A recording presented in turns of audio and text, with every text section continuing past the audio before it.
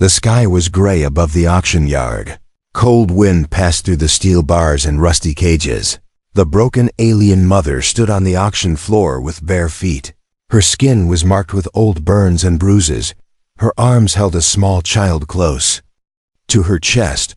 The baby was wrapped in a torn cloth, weak and hungry. People walked past without looking at her. Some stared and then turned away. Some laughed. "She's useless," one buyer said. "Looks like she can't even speak." "No skills, no beauty, no strength," said another. "Not even worth 1 credit." The alien mother lowered her eyes and said nothing. She couldn't speak. Her voice had been stolen long ago. Her kind once lived with pride and grace, but now she was just a leftover, a forgotten soul. The auctioneer, a fat alien with 4 eyes and gold rings on each hand, slammed the metal cane on the ground. "Come on," he shouted. "1 credit. Just 1 for the mother and her runt." The crowd didn't move. A child cried somewhere in the back, but no one looked at her, no one cared. The alien mother felt her baby squirm weakly. She whispered nothing, just pressed her cheek to the baby's head. Her stomach growled, but she had given her last piece of bread to the baby that morning. Even pain had become normal. Then footsteps echoed through the quiet space. Heavy boots, slow steps. The crowd turned, curious. A human walked through the auction yard, tall, covered in an old military coat, with scars on his face and tired eyes. His name was Ray, Captain Ray Carter, a war veteran, alone, with no medals left to show and no one waiting for him back home. He looked at the cages, the slaves, the poor creatures being sold like meat. He hated this place. He had come here by mistake, or maybe fate, he wasn't sure. When Ray's eyes fell on the alien mother, he stopped. She didn't raise her head. She didn't beg, she just stood there, holding her child like she was the only thing left in the world that mattered. Something inside Ray twisted. He saw not just a slave, he saw someone who hadn't given up, someone who still protected life. Even in the middle of pain, the auctioneer saw him and grinned. "You there, human? You want her? Just 1 credit. That's all." The crowd laughed, thinking he wouldn't dare. But Ray didn't laugh. He stepped forward slowly. Everyone watched him, confused. He looked into the alien mother's eyes. They were wide, green, full of pain and something else, hope, maybe.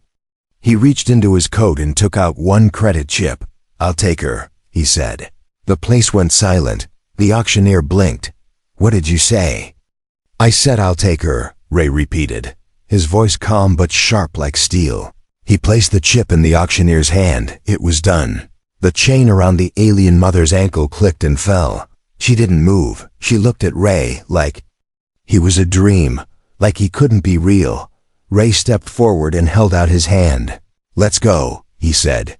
She didn't speak. She didn't know how to trust. But after a few seconds, she nodded and followed him. The baby stirred and looked up. Tiny, tired eyes blinked at the strange man. Ray smiled a little and led them both out of the auction yard. No one followed. No one stopped him. Some laughed again. "Crazy human," one voice said.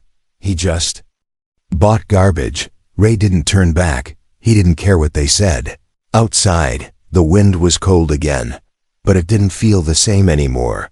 The alien mother walked behind him slowly. Her feet hurt, but she didn't complain. She didn't understand why this human had taken her. He had no reason. She had no value. And yet, he gave her something no one else did. A second chance. As they reached his small vehicle, Ray opened the door and helped her sit. He didn't ask for anything. He just said, "You're safe now." She didn't know what safe really meant, but when she looked down at her baby sleeping in her arms, she thought maybe it was something close to what she felt in that moment. Asterisk. The alien mother sat quietly in the back of the human's transport vehicle. The seat felt too soft under her, too clean. She had never sat on anything like this before. The baby in her arms had stopped crying, slowly falling asleep for the first time in a long while. The human Man Ray drove without saying much. He glanced at her through the mirror now and then, not with fear or anger, but something different. Something soft, she didn't know what it meant. The city faded behind them. Tall towers turned to broken fences. Broken fences turned to quiet roads. They were heading far from the market, far from the pain. The mother kept thinking, why did he take her? She had no name, no use, no value.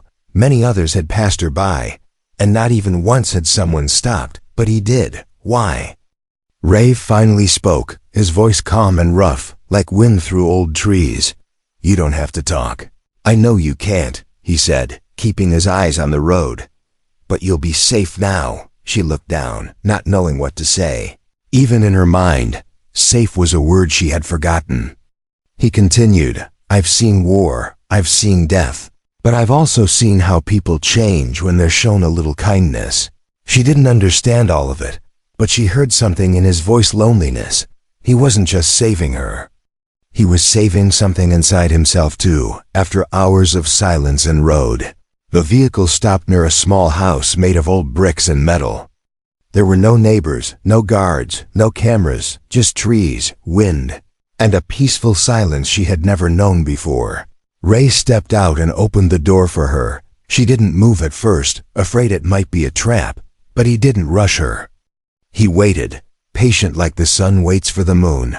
Finally, she stepped out with her child and followed him to the door. The house smelled like wood, warm and dry. There were 3 rooms, simple and clean. Ray pointed to a soft couch and said, "You can rest here." She nodded and sat slowly, unsure if it was allowed. Ray brought her a cup of warm soup, placed it in her hands, and then walked away to another room. He didn't ask anything, didn't demand, he just let her be. And for the first time in her life, she drank something given out of kindness, not control. Her hands shook while holding the cup, but the warmth inside her chest was stronger than the soup itself. Later that evening, Ray returned with a small data pad. He sat across from her and placed it on the table. It showed her and the baby's photo, taken from the auction records. "Your name is listed as property," he said, his voice lower now. "I changed that." She looked at him, confused. "You have my last name now," he said. "Legally, officially, you belong to no one. You're free." Her heart beat faster. She didn't understand all the laws or systems, but she understood one thing. This man gave her a name, a human name. His name, and it was not to own her. It was to protect her. He had placed her under his shield, not his chain. She wanted to say something, but no sound came from her lips. Only tears fell, silent and warm. She had cried before, but never like this. This time, it didn't hurt. Ray handed her a clean cloth to wipe her face, then gently reached out and touched the baby's hand. The baby laughed, a real laugh, short and full of life. And that small sound filled the room like sunlight through a broken window. That night, while Ray slept in the other room, the alien mother sat near the baby and stared at the stars outside the window. She didn't sleep, she just watched the sky, wondering what kind of man gives his name to a stranger, wondering why he had saved someone the world had already thrown away. She didn't know what tomorrow would bring, but for now, in this small house in the middle of nowhere, she had something she had never known before. She had a name. The house was always quiet, almost too quiet. The alien mother moved like a shadow through the rooms, careful not to disturb anything. She woke up before the sun and cleaned the kitchen, folded the worn blankets, washed the baby's clothes by hand. She never asked for anything, never made a sound. Her voice was still gone, but her eyes had started to change. They were no longer filled with fear, but something softer, like calm water. Ray didn't say much either. He spent most of his days fixing broken tools in the shed or gathering food from the nearby forest. But every evening, he came home and placed a bowl of warm food on the table. Then he would eat across from her in silence, like 2 ghosts living in the same memory. Sometimes he tried to talk about small things, the weather, a bird he saw, a story from his old missions, but she just listened. He never forced her to respond. One morning, while she was sweeping near the corner of the living room, she noticed A wooden box tucked behind a loose board. It looked old, dusty, and forgotten. She hesitated, but something made her reach for it. Her fingers trembled as she opened the lid. Inside, there were photographs, folded letters, and a small medal. She picked up one of the photos and stared at it for a long time. It showed Ray, younger, smiling with someone who looked like her, not exactly, but similar. The woman in the picture had the same kind of eyes, the same skin tone, even the same shape of face. She was holding a baby, and Ray had one arm around her shoulder. They looked happy. The alien mother stared at the image like it was a dream from someone else's life. A name was written on the back in soft ink. Leora. Ray entered the room just as she was holding the photo. He froze, eyes locking with hers. For a second, everything stopped. Then he stepped forward and sat down on the floor beside her. "She looked like you," he said, voice quiet. "That's probably why I couldn't leave you there." She watched him without blinking. He continued. "Leora was special, kind, strong." He took the photo from her hands and held it gently. "We were supposed to have a life together," he whispered. "But war doesn't care about love." The alien mother wanted to reach out, to place a hand on his. But she didn't know if she was allowed. Instead, she just sat beside him, closer than before. That night, she saw him fall asleep on the couch with the photo still in his hand. He looked tired, older than his years, but peaceful. She placed a soft blanket over him and watched the baby sleeping nearby. 3 souls under one roof, slowly learning how to breathe again. In the days that followed, she started watching him more closely, not out of fear, but out of quiet curiosity. He trained in the forest behind the house, moving fast between trees, lifting stones, practicing old drills. His muscles remembered the war, even when his mind wanted to forget. He wasn't just a kind man, he was a soldier who had lost something. And maybe, just maybe, she wasn't the only one trying to heal. One afternoon, he caught her watching from behind a tree. Instead of being upset, he smiled and handed her a small piece of fruit he had picked. "Sweet," he said, placing it gently in her hand. She nodded and took a bite, eyes widening at the taste. She covered her mouth, surprised at the sweetness. Ray laughed for the first time in days. It wasn't loud, but it was real. And it made her chest feel lighter. The baby began crawling that week, wobbling on weak legs but smiling more than ever. Ray clapped gently and cheered, and the mother couldn't help but smile too. She didn't know what they were becoming, friends, family, something in between. But for the first time, she didn't feel like a shadow. She felt seen. Still, at night, she often stared at the stars. Memories returned in pieces of chains, of fire, of faces lost in the dark. She didn't know if those memories would ever leave. But now in this house, there were new memories being made, quiet ones, soft ones, ones that didn't hurt. And she was starting to believe that maybe, just maybe, she had a place in this world. The days moved slowly, like a river in winter. The alien mother began to notice things she had not seen before. The way Ray's hands sometimes shook when he held a knife. The way he looked toward the trees before sleeping, like he expected something to crawl out of the shadows. He never said anything, but pain followed him like a quiet ghost. One morning, while Ray was away gathering supplies, she cleaned the small storage room. There were old weapons in a locked case, half-broken armor pieces stacked in a corner. She found a drawer filled with files, maps, and orders, all written in human military code. Her eyes scanned the papers, even if she couldn't read them. One page had a red symbol, a mark she remembered from the prison camps. It chilled her blood. Ray returned before she could close the drawer. He stopped when he saw what she was holding. Their eyes met, and the air between them became heavy. "You saw it," he said, voice dry. She nodded slowly. He walked to the window and stared outside for a long time before speaking again. "That symbol," he said, "was the mark of the Black Warden unit. They weren't just soldiers." He whispered, "They were hunters." She listened carefully, her hands now holding the baby close. Ray turned toward her, his eyes darker than before. "I was part of that unit," he said. Once, the room felt cold, like the sun had left. She didn't move, didn't speak, but her heartbeat quickened. I followed orders, he continued. Orders to burn villages, capture prisoners, erase anything that looked like a threat.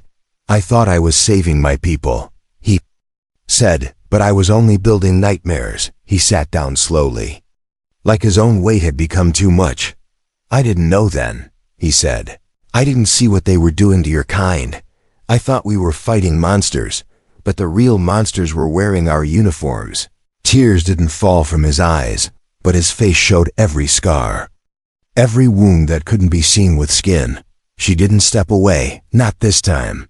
She sat beside him and placed her hand on his. Her touch was gentle, uncertain, but it stayed. He looked down at their joined hands and let out a breath he had been holding for years. I left that life, he said. I walked away and never looked back. But I still see their faces, the ones I couldn't save. She turned his hand over and pointed at herself, then at her child, then gently at him. He watched her carefully and understood what she was saying. Even without words, you saved us. That night, while Ray fixed a crack in the roof, she stood in the garden, looking at the stars. The baby was asleep in her arms, breathing softly, but her heart was loud. She now knew Ray wasn't just a kind man, he was once a destroyer. He had hurt people like her, even if he didn't know it, and still, she was here, holding the child he helped save, eating the food he brought, sleeping under the roof he built. Was forgiveness something real? Could someone once filled with fire become a shelter? Her people would have said no, but her heart wasn't sure anymore. She didn't want to run, not this time. The next morning, Ray found a small drawing on the table. It was made in crayon, rough and simple, but clear. 3 figures stood together, him, her, and the baby, all holding hands. Ray held the drawing close, his lips shaking just a little. He didn't say anything, but he didn't need to. Something had changed. They were not just strangers under one roof anymore. They were becoming something stronger, something dangerous to those who once broke her. Because broken things, once mended, can cut deeper than any sword. But as peace settled in their home, something else moved in the distance. Dark eyes watched through the trees. Silent steps pressed against the ground without a sound. The past had seen her escape, and the past was coming to take her back. Rain fell gently over the house, tapping on the roof like a slow song. Inside, the alien mother sat near the small fire, watching her child crawl between soft blankets. The baby giggled and clapped tiny hands, unaware of the storm outside. Ray watched from the doorway, a quiet smile resting on his face. He held a carved toy in his hand, something he had made from leftover wood. He handed it to the baby, who grabbed it with joy and placed it in her mouth like it was treasure. The alien mother laughed, not with sound but with her eyes. Ray saw it and nodded like it was the reward he didn't know he had been waiting for. In that moment, everything felt almost normal, almost safe. But safety has a habit of leaving when you stop expecting danger. That night, the baby spoke her first word. It wasn't in her mother's language, and it wasn't in Ray's. It was something soft, a sound between ba and pa. She crawled over to Ray, lifted her arms, and said it again, clearer. This time, Papa. Ray froze, not sure he heard right. The alien mother's eyes widened. The baby repeated it, smiling now. Papa. Ray knelt down slowly, as if the floor might vanish under him. He picked her up with careful arms, holding her like she was made of glass. He looked at the alien mother, not knowing what to say. But he didn't have to say anything. The baby had chosen, not with permission, not with plans. She had picked her protector, her family, in her own small voice. And with that word, something deep inside the alien mother cracked open. She couldn't speak, not yet, but she cried, and this time, the tears felt like something healing, not something breaking. For a few days, the house felt warmer. The cold nights passed with stories from Ray, told in soft words while the baby sat in his lap. He spoke of Earth, of old cities, of forests that changed colors in the fall. The alien mother listened. Always listening, soaking in every detail. Ray never asked about her past, never pushed. He only gave her pieces of his life, hoping she would offer hers when ready. But peace never lasts forever. One morning, Ray noticed strange tracks near the back of the house, large boots, not his. The forest didn't whisper that day, it screamed in silence. Ray's eyes hardened as he followed the trail, his soldier instincts waking up like old wolves. He returned before sunset, eyes dark, jaw tight. "We're not alone," he said that night. The alien mother couldn't sleep. She walked through the house with the baby in her arms, checking windows, listening to every sound. A tree branch snapped in the distance. She moved to the window slowly and saw nothing. But something was there, watching, waiting. The baby clung to her tighter, small hands gripping her shirt. Her chest rose and fell faster. Ray came into the room, holding a rifle in one hand and a light in the other. "It's time I teach you how to defend yourself," he said softly. He placed the rifle aside and handed her a small metal baton instead. Lightweight, simple, easy to hide. She took it with trembling hands. He showed her how to stand, how to block, how to swing without losing balance. She watched him closely, copying each move. Her body remembered pain but not strength. Still, something inside her wanted to learn. Ray stepped back, watching her try again and again. "You're not weak," he said. "You've just never been taught how strong you really are." She met his eyes, breathing hard, and for the first time, she believed him. But the danger was not waiting for her to be ready. Far away, a small campfire burned deep in the forest. Around it stood 3 figures in black armor, marked with the same red symbol Ray once wore. One of them held a scanner, its light blinking red. "Target confirmed," the soldier said. "Female escaped slave, unit traitor confirmed as guardian." "Orders?" asked another. "Capture the woman, erase the rest." The forest grew colder. The stars disappeared behind dark clouds, and the past, cruel and silent, was marching toward them. But this time, the alien mother would not run. She had something to protect. She had someone who called her mother, and someone she might one day call her own. The night was too quiet. Even the wind had stopped. The trees stood still like statues, holding their breath. Inside the house, Ray checked every door and window twice. The alien mother held her baby close, rocking gently, trying to stay calm. But something deep in her bones told her danger was already near. Ray moved like a man preparing for war, but his eyes were softer when they looked at her. He gave her a small pack with food, water, and the baby's blanket. "If anything happens," he said, "you take her and run." She shook her head firmly. Her grip on the baby tightened. She wasn't going to leave him. Not now, not ever. He gave her the baton again, this time with a sharp blade attached to the end. "This isn't just for training anymore," he said. She nodded, her hands steady. This time, she may not have had a voice, but her will spoke louder than any words. At midnight, the silence broke. A flash of red light lit up the forest, followed by the sharp sound of boots stomping on wet leaves. Ray stood at the window, watching 3 dark figures approach the house from different sides. He didn't wait. He moved fast, grabbed his rifle, and stepped out the door. "Stay inside," he said to her, "no matter what." She closed the door behind him, then leaned against it, her heart pounding like a drum, through the window. She saw it all.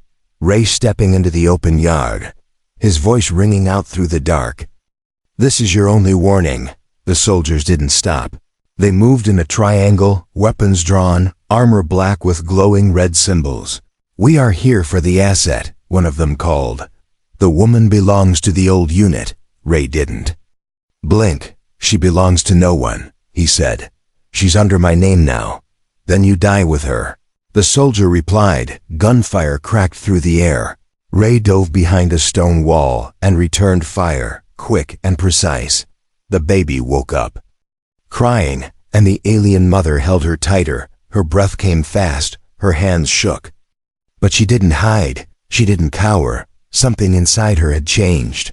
She remembered being dragged through mud, beaten, silenced. She remembered watching others fall and doing nothing, but this time she had a home, a child. A man standing outside to protect her, and this time she would fight back. A loud crash hit the side of the house. One of the soldiers had broken through the back window. He raised his weapon toward her, but she didn't freeze. She moved fast. And lo, holding the blade Ray had given her, she slashed forward, cutting the soldier's leg. He screamed and stumbled, giving her just enough time to grab the baby and run into the other room. Ray heard the noise and shouted her name, not her real name, for she had none but the one he had started calling her, Hope. Hope, are you okay? She answered with a loud bang, slamming a chair into the second soldier who had come through the side door. He fell hard, and she didn't stop. She struck again and again, her eyes full of fire. Ray took down the last one outside, but not without cost. A bullet had grazed his arm, and blood soaked his sleeve. Still, he got up, breathing hard, and made his way back into the house. When he opened the door, he saw her standing in the middle of the room, holding the baby with one arm and a bloodied blade in the other. The two enemy soldiers lay on the floor, groaning in pain. She looked at Ray and nodded, her body shaking but standing tall. He walked over slowly and touched her shoulder. You protected her, he said. She nodded again, but this time something strange happened. She opened her mouth, and a broken sound came out. Not clear, not full, but a start, P.protect. She whispered. Ray's eyes widened. You spoke, he whispered back. She touched her throat, confused, amazed. Her voice had not returned fully, but it had cracked. Through the silence, just one word, but it meant everything. She had fought. She had stood her ground, and she had spoken. The chains that once held her were gone, and with every breath, she was becoming something more than a survivor. She was becoming a warrior. The sun rose over the forest, but its light felt different, softer, warmer, like it had been waiting for this moment. Smoke still drifted from the side of the house where the fight had ended just hours before. The enemy soldiers were gone too, taken by the local patrol Ray had called after the battle, one taken by the earth itself. The danger was over, but the weight of what had happened still hung in the air like fog. Ray stood outside, his arm bandaged, eyes scanning the trees. Last time, he had fought many battles, but this one felt different. This one had been for something real, for someone who mattered inside the house. The alien mother washed the baby's face with a soft cloth. The child had slept soundly through the rest of the night, unaware of how close they had come to losing everything. She looked at the child, then at the blade still resting on the table. She hadn't let it go yet, not because she expected more danger, but because holding it reminded her of what she had become. Ray came in and sat across from her. They didn't speak for a long time, but the silence was no longer empty. It was peaceful now, like a pause between heartbeats. He finally said, "They won't come again, not after what we did." She nodded slowly, her fingers tracing the curve of the baby's small hand. Ray looked at her face, and he saw something new. Not fear, not sadness, he saw pride. "I know. I gave you my name for safety," he said, "to protect you. But if you want to give it back, you can." She looked up quickly, surprised. He wasn't forcing anything. Not even gratitude. She studied him for a long moment. Then, without looking away, she shook her head. She placed her hand on her chest, then touched her child, and finally touched his chest. Ray's breath caught in his throat. He understood what she was saying. "We are one family now." She stood up slowly and walked to the center of the room, her feet steady, her back straight. Ray watched as she closed her eyes and placed one hand gently on her throat. And then, slowly, painfully, but clearly, she spoke again, "Hope." Ray blinked, unsure if he had imagined it. She said it again, louder this time. "Hope." He stood up and walked to her, standing just inches away. "That's your name now," he said, "if you want it." She smiled, not just with her lips, but with her whole face, and nodded. Later that evening, They walked to the nearby village, the baby wrapped in a clean cloth, resting peacefully against her chest. People stared, curious, confused. A human man walking beside an alien woman with scars on her arms and fire in her eyes. Some whispered, some turned away. But she didn't lower her head this time. Ray didn't either. He walked beside her like it was the only place in the universe he belonged. At the small registry building, Ray signed the final document. The officer looked up and asked, "Full name for the file?" Ray looked at her, waiting. She placed a hand on his arm and whispered, "Hope Carter." The officer raised an eyebrow but said nothing. He stamped the paper and passed it back. "Welcome to Earth, Hope Carter." As they walked home, Hope looked up at the stars shining above them. She had once been chained to a cold auction floor, forgotten, ignored, and broken. Now, she had a name, a home, a child who smiled in her arms, and a man who stood beside her through war, silence, and fire. She had been nothing. Now she was everything, and somewhere in the sky, far beyond the reach of fear. Her voice echoed in the stars, not in words, but in feeling. She had survived. She had fought, and she had been chosen, not bought, not taken, but chosen.